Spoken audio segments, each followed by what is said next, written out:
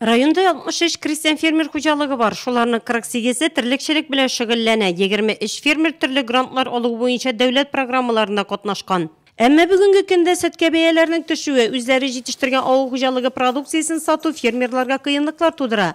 Республика программасы буенча агросәнәгать паркын төзү әнә шул проблемаларны чишәргә ярдәм итәчәк. Планда күренгәнчә биредә ит, сөт цехы, сәүдә заллары булачак. Район җитәкчелегенең тәкъдиме берничә фермер берләшеп кооперативлар төзеп эшләгәндә нәтиҗәгә ирешеп булачак.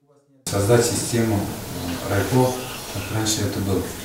То есть объединить кооперации, объединить усилия, согласно требованиям законодательства, запустить систему заготовительную систему заготконторы. 2015 елда районда кулланучылар җәмгыяте эшләй максатлары халыктан яшелчә җыеп кына калмыйча аны эшкәртүдә. Киләчәктә без шушы яшелчәләр буенча консервация була. Ипиләрне без уже пешерәбез. Булышны эшләп киләбез яхшы гына.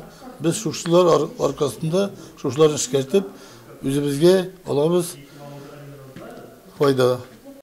Ит кулланган кәгазь, терлек тиреләре, сарык йоннарын җыю белән тагын бер яңа оешма Катнаш авыл хуҗалыгы кулланучылар кооперативы шөгыльләнә. Элек ул әзерләүләр конторасы буларак халыкка билгеле иде. Аның җитәкчесе фермерларны үз эшчәнлеге белән якынрак таныштырды. Киңәшмәдә шулай ук авылда хуҗалык итүнең кече формаларына ташламалы кредит бирү турында да сүз барды.